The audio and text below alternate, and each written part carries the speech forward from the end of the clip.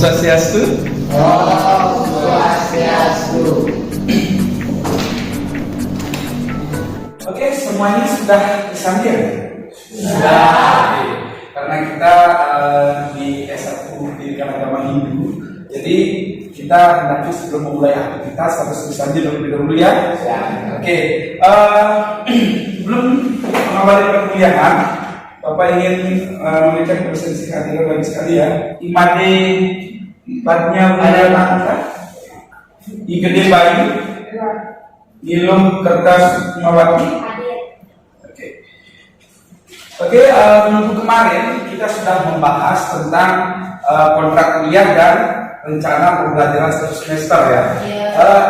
Kita saat ini akan mempelajari tentang mata kuliah apa?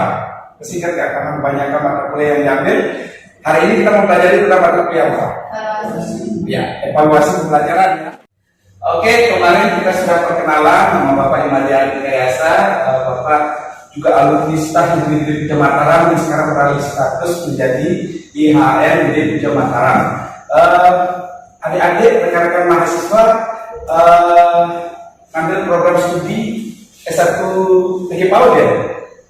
Berarti calon guru ya? Oke, adik-adik, rekan-rekan mahasiswa tahu nggak apa hal yang terpenting sebagai seorang calon guru? Selain menjadi sebagai tenaga pendidik yang profesional, juga harus kira-kira apa yang menjadi faktor yang terpenting menjadi seorang guru? Bisa mengevaluasi pembelajaran yang dilaksanakan. Ya, selain itu adalah bisa mengevaluasi yang bagaimana? Apakah objektif, subjektif atau bagaimana? Seorang guru itu hendaknya dapat mengevaluasi siswanya dalam bentuk bagaimana? Apa kaidah-kaidahnya? Ya, silakan. Kalau menurut saya sebagai seorang pendidik itu kita harus objektif dalam memberikan penilaian. Ya, salah satu seperti itu ya. Jadi kalian tidak boleh membeda-bedakan. Oh ini anak teman saya, oh ini anak orang yang tidak saya kenal, bisa seperti itu. Jadi seperti yang dikatakan kita tidak boleh membeda-bedakan. Harus objektif, tidak boleh subjektif ya. Oke. Sebelum kita masuk ke materi evaluasi pembelajaran pada siang hari ini, ada sebuah pertanyaan mendasar yang ingin Bapak tanyakan kepada adik-adik rekan-rekan mahasiswa terkait tentang evaluasi. Kira-kira di kelas ini ada yang sudah pernah dievaluasi atau mengevaluasi? Kira-kira ada nggak? Ada. Siapa kira-kira yang bisa menceritakan bahwa selama melaksanakan perkuliahan itu telah melaksanakan atau telah dievaluasi? Siapa kira-kira? Kira-kira. Kemarin saya juga pernah dievaluasi dan pernah mengevaluasi. Yang pertama saya dievaluasi pada saat melaksanakan acara kuliah umum yang diadakan oleh UKM Dharma, di mana di sana di evaluasi tersebut kita itu diarahkan di mana letak kesalahan-kesalahan yang kita lakukan pada saat acara. Berarti kiranya paham apa tujuan dari mengevaluasi? Kalau menurut saya tujuan mengevaluasi itu menjadi bekal untuk kita agar bisa menjadi lebih baik lagi ke depannya. Oke, ada yang bisa menambahi lagi kira-kira? Ini Cindramata ya, kami sudah bersedia untuk mendeskripsikan atau memberikan pengalaman pernah mengevaluasi dan dievaluasi. Silakan.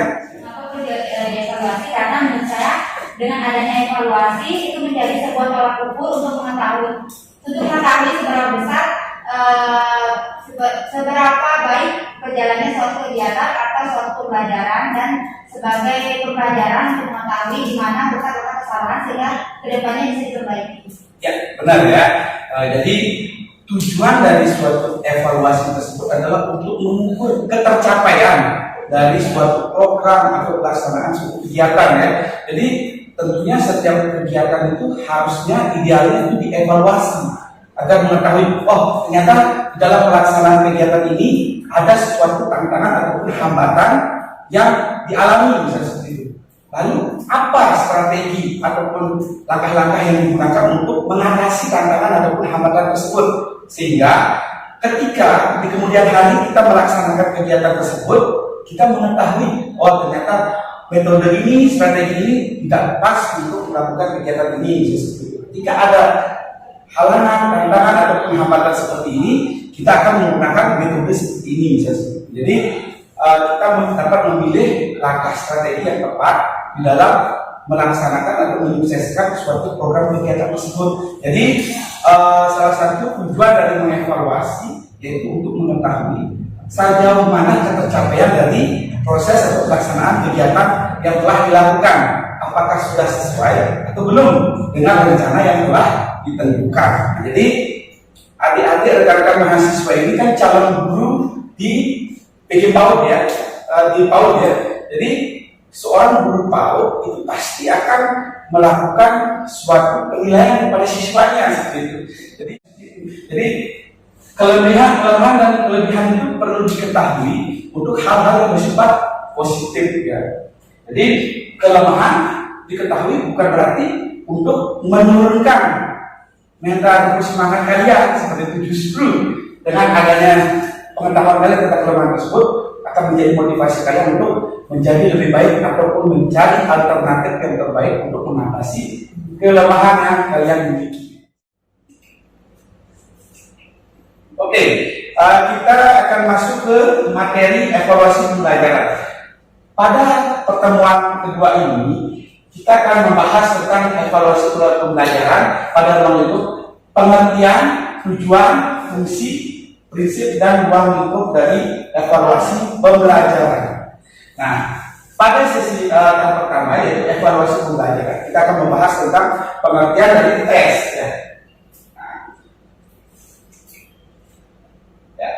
Ini kita membahas tentang pengertian tes, pengukuran, penilaian, evaluasi pembelajaran. Nah, jadi rekan-rekan mahasiswa di sini ada yang paham nggak apa itu tes, pengukuran, penilaian, evaluasi atau evaluasi pembelajaran? Apakah kelima indikator tersebut merupakan suatu hal yang sama? Ya, silakan. Kalau menurut saya dari segi pengertiannya berbeda, tapi kalau tujuannya sama. Evaluasi menurut Prof. Taylor itu bahwa evaluasi merupakan sebuah proses pengumpulan data untuk menentukan sejauh mana, dalam hal apa, dan bagaimana tujuan pendidikan sudah tercapai. Jika belum, bagaimana yang belum tercapai.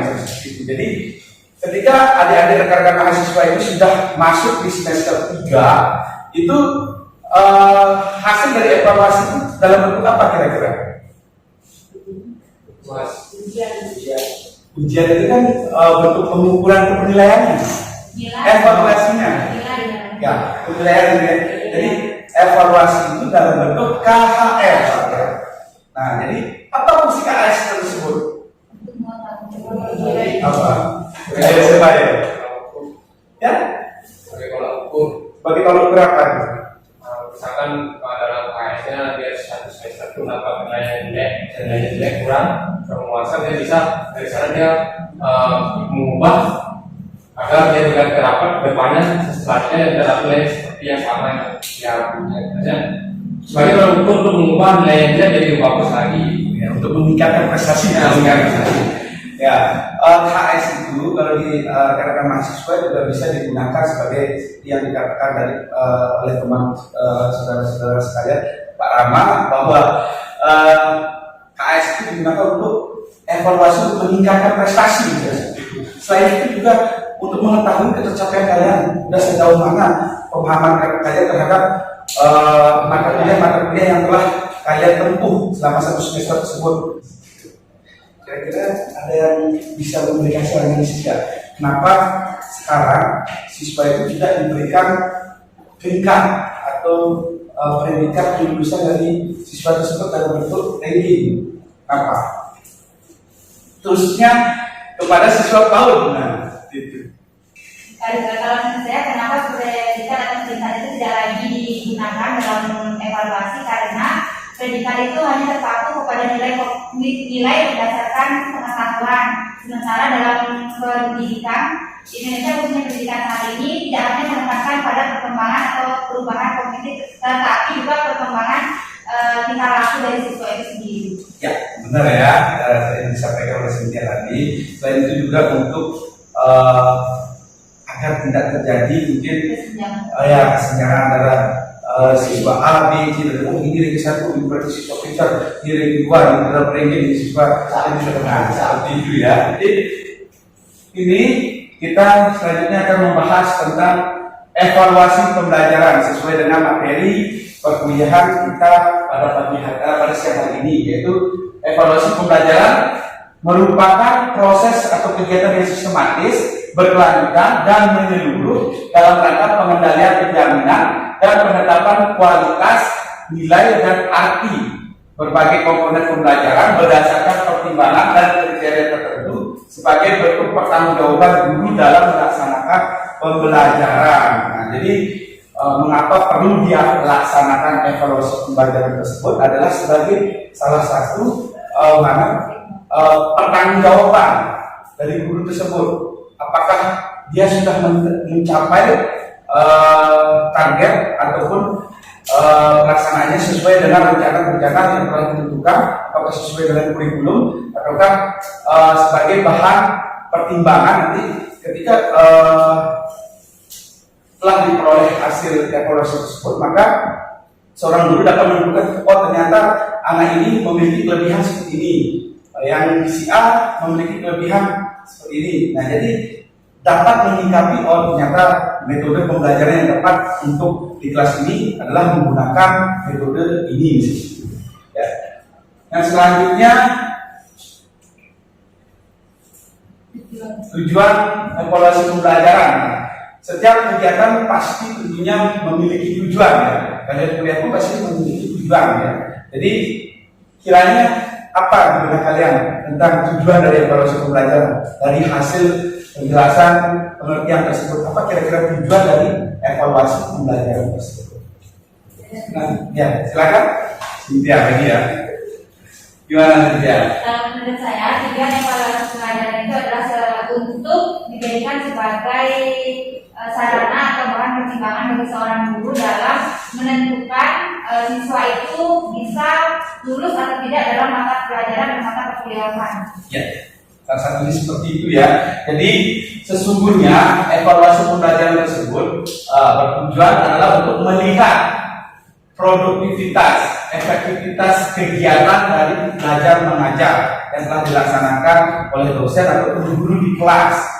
Nah, jadi ketika pembelajaran tersebut telah dievaluasi, nilainya rendah, berarti entah itu penyampaian dari dosennya yang kurang, ataukah perhatian atau daya serap dari mahasiswanya yang kurang. Ketika nilainya tinggi, oh kemungkinan itu antara materi yang disampaikan dan fokus dari mahasiswa tersebut mungkin jadi interaksi ya, ada feedback. Karena proses pembelajaran itu tidak akan dapat dikatakan berhasil ketika tidak ada feedback antara pendidik dengan peserta didik. Ya, timbal balik. Mungkin analoginya bagaikan seorang gembala sapi. Mungkin gembala sapi itu akan mampu mengarahkan sapinya ke sungai, tetapi belum tentu seorang gembala sapi itu dapat memaksa sapi itu untuk minum air sungai tersebut. Nah, seperti itu. Jadi begitu halnya dengan antara dosen dengan mahasiswa. Mungkin dosen mampu mengajak mahasiswanya untuk masuk ke kelas, tapi belum tentu di dalam kelas tersebut mahasiswa bersedia untuk menerima materi pelajaran ataupun mengikuti berinteraksi di dalam proses belajar mengajar. Nah, kegiatan belajar mengajar itu tidak dapat dikatakan berhasil ketika tidak ada interaksi. Jadi adanya feedback antara pesan yang disampaikan oleh si pemberi materi ataupun pendidik ya, dan feedback dari peserta didik. Gitu. Yang kedua yaitu memperbaiki dan menyempurnakan kegiatan guru.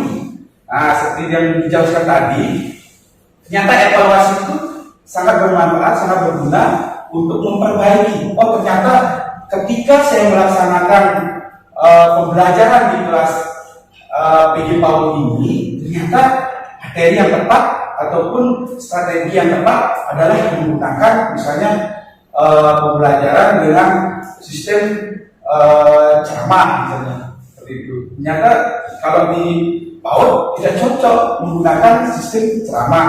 Jadi sistem apa yang harus kita gunakan untuk memperbaiki proses pembelajaran tersebut agar ketika melaksanakan pembelajaran di kemudian hari di kelas yang sama itu siswanya lebih aktif. Mungkin menggunakan sistem tanya jawab atau memberikan suatu ulasan materi dalam video bisa seperti itu. Yang ketiga yaitu memperbaiki, menyempurnakan dan mengembangkan program belajar mengajar. Nah, maksudnya di sini apa? Memperbaiki, menyempurnakan dan mengembangkan program pembelajaran belajar mengajar. Kira-kira maksudnya gimana? Tadi kan sudah dijelaskan bahwa untuk mengetahui kira-kira permasalahannya apa dan bagaimana caranya memperbaiki atau mengatasi permasalahan tersebut. Nah, sekarang diarahkan kepada setelah memperbaiki menyempurnakan, sehingga ketika pertama kali melaksanakan pembelajaran tersebut daya serapnya mungkin 50% dan ketika pembelajaran berikutnya daya serapnya menjadi 80%. Untuk meningkatkan ya seperti kata Rama itu untuk mengetahui ternyata semester ini IPK saya berapa segini gitu. Jadi bagaimana caranya untuk meningkatkan IPK mungkin dari 2,5 menjadi 3,5 gitu. Nah, yang terakhir yaitu mengetahui kesulitan apa yang dihadapi oleh siswa selama kegiatan belajar mengajar. Jadi selain hambatan atau tantangan yang dihadapi oleh seorang guru, di sana kita juga akan mengetahui apa kesulitan yang dihadapi oleh siswa tersebut. Nah, terutama di PAUD. Di PAUD itu tidak bisa kita samakan dengan siswa SMA, SMP ataupun mahasiswa. Kalau mahasiswa kan ketika dosen sudah tidak kelas mungkin dia tidak berani untuk malu keluar atau bermain. Kalau di PAUD, ketika dia anak PAUD tersebut karena anak PAUD itu kan berkisar di bawah 6 tahun. Jadi kalau sampai 6 tahun itu anak usia ini, jadi dia ketika untuk mampu menarik perhatian kita harus membuat suatu materi yang menarik kepada anak PAUD tersebut. Jadi tak bisa kita paksakan, ayo dia duduk di sini misalnya seperti itu. Perhatikan ibu guru misalnya untuk menjelaskan. Jadi anak PAUD itu akan ketika menuruti dan fokus untuk menerima materi ketika dia merasa tertarik terhadap materi tersebut. Nah, kalau tidak tertarik dia mungkin siswa PAUD itu bersifat aktif, dia akan keliling mengganggu temannya misalnya seperti itu. Nah, jadi kita harus sesuaikan materi yang tepat untuk mana yang digunakan untuk anak PAUD, mana yang digunakan untuk mahasiswa.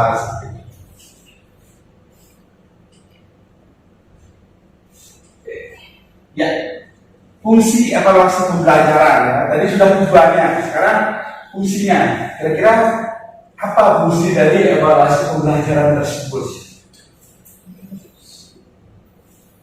Ada yang tahu kira-kira fungsinya apa?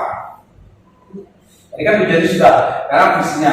Jadi sebagai sarana umpan balik bagi seorang guru yang bersumber dari siswa. Jadi untuk mengetahui feedbacknya ya, dari sudah dibikin fungsinya. Ini sebagai materi utama untuk laporan hasil belajar kepada orang tua siswa seperti disampaikan tadi. Jadi rapor itu sebagai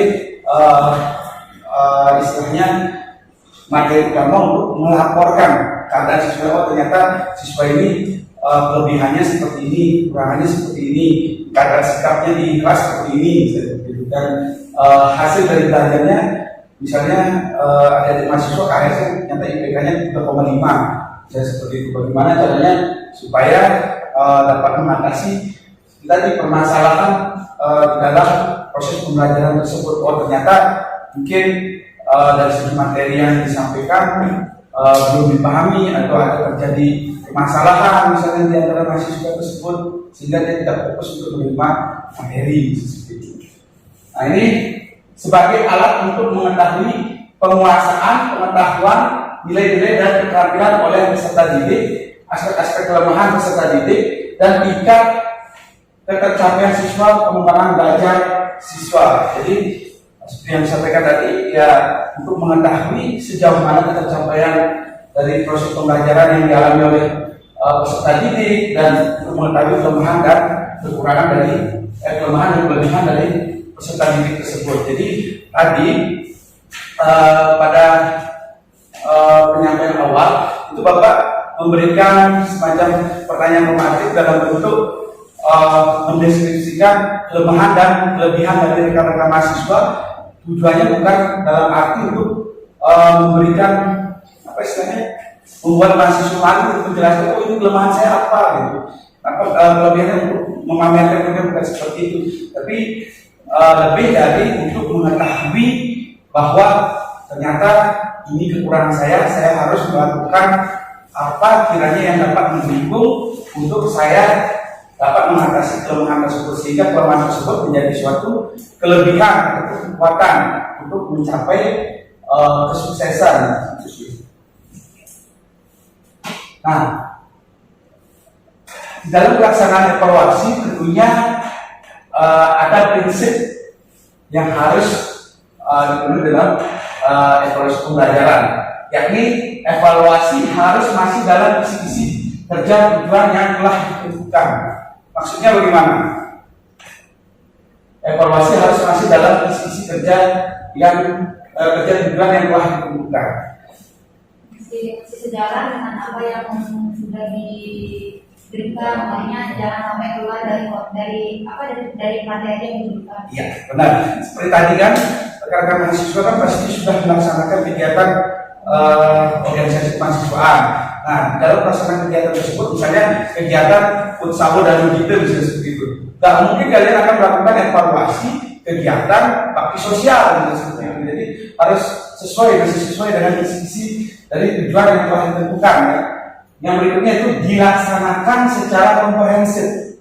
Dilakukan secara menyeluruh. Ya, secara menyeluruh ya, tidak bisa dalam satu aspek hanya dari sudut pandang objektif saya, harus juga subjektifnya juga. Kalau ternyata kenapa dia tidak bisa melaksanakan, misalnya di dalam organisasi mahasiswa, dia tidak melaksanakan tugas, bukan dalam hal pelaksanaan tugasnya aja dia tidak dilakukan, tetapi apa kiranya yang menyebabkan panitia tersebut atau anggota tersebut tidak bisa melaksanakan tugas yang telah diberikan.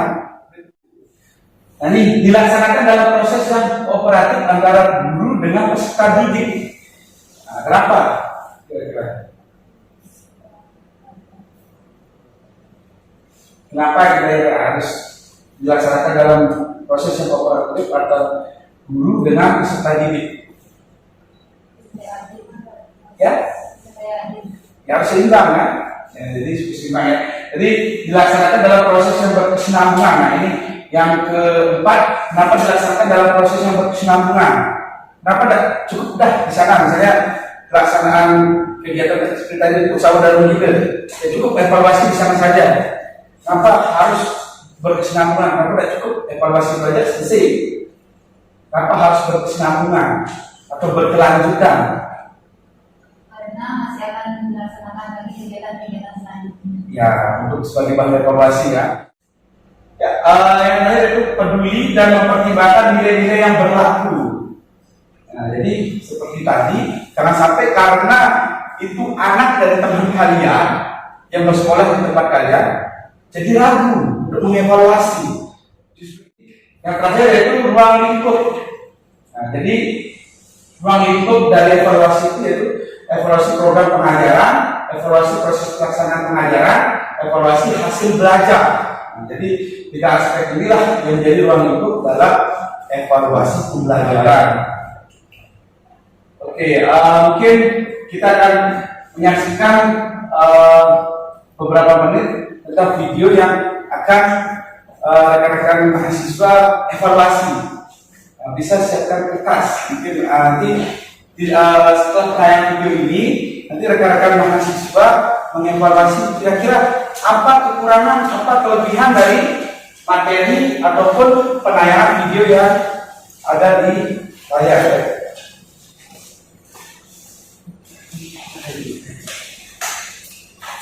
Oke, kita saksikan tayangan ini dulu ya. Jadi disiapkan kertasnya, silakan dievaluasi. Kira-kira apa kekurangan dan kelebihan dari video tersebut. Salam, namo buddhaya, salam kebajikan, selamat sejahtera bagi kita semua. Rahayu, rahayu, rahayu. Apa kabar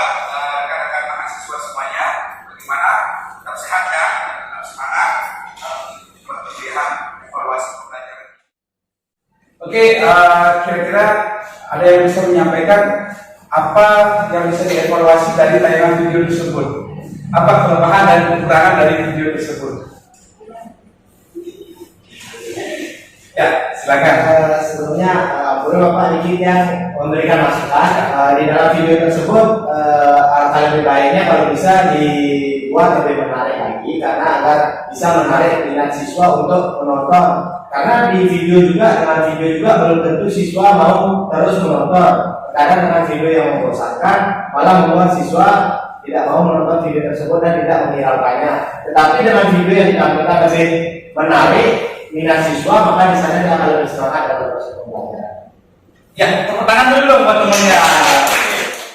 Sekarang saatnya kita untuk post test ya. Jadi tadi sudah pretest, sekarang post test. Nah, jadi di dalam post test ini silahkan adik-adik rekan-rekan mahasiswa mendeskripsikan kiranya apa kelebihan, apa kekurangan yang adik-adik rekan-rekan mahasiswa miliki. Nah, jadi tadi kan malu nih maju ke depan. Jadi sekarang rekan-rekan mahasiswa menulis apa kira-kira kelebihan, kelemahan yang dimiliki. Nah, selain itu yang kedua yaitu rekan-rekan mahasiswa memberikan istilahnya penjelasan tentang pengalaman mengevaluasi dan dievaluasi selama melaksanakan perkuliahan di HL Gede Mataram ini, sehingga hal tersebut mungkin akan dapat membantu rekan-rekan mahasiswa untuk memperbaiki kiranya penyampaian dari penerimaan dari materi yang selama ini telah dilaksanakan ya. Jadi silakan dikerjakan untuk batas tengah waktunya sampai tanggal 10 Januari 2023. Nah, tugas tersebut silakan adik-adik rekan-rekan mahasiswa untuk mengirim ke Google Classroom ya. Jadi silakan jawabannya di-upload di Google Classroom. Karena mungkin rekan-rekan mahasiswa mungkin ketika tugas tersebut dikirim secara privasi mungkin agak lebih leluasa untuk memberikan jawaban dari kelemahan dan kekurangan yang dimiliki ya. Nah, jadi silakan kirim batas tengah waktunya sampai tanggal 10 Januari 2023 pada pukul 23:59 ya. Kenapa Bapak berikan tengah waktu? Itu adalah salah satu bagian dari kedisiplinan. Jadi kita akan mengetahui mana yang bisa mengerjakan tugas, tanggung jawab dan kewajiban sesuai dengan batas deadline yang telah diberikan dan mana yang mungkin belum bisa. Nah, nanti di sana kita mengevaluasi lagi. Kiranya apa faktor penyebab sehingga adik-adik rekan-rekan mahasiswa menjadi terlambat mengumpulkan tugas tersebut. Bagian dari evaluasi ya. Jadi segala sesuatu kegiatan itu bisa dievaluasi ya. Dan harusnya dievaluasi untuk memperbaiki ketika melaksanakan kegiatan yang sama pada kesempatan berikutnya ya.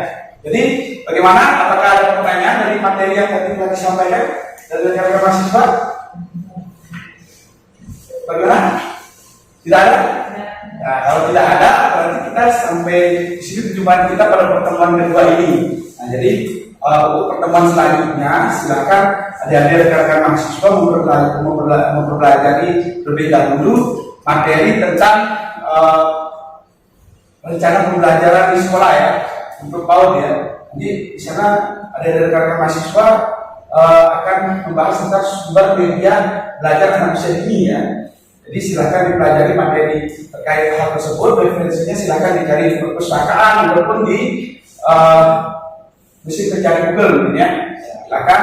Nah, jadi untuk pertemuan kita kedua ini mungkin Bapak rasa kita akhiri dengan mengucap Pak Santi ya. Oh, Santi.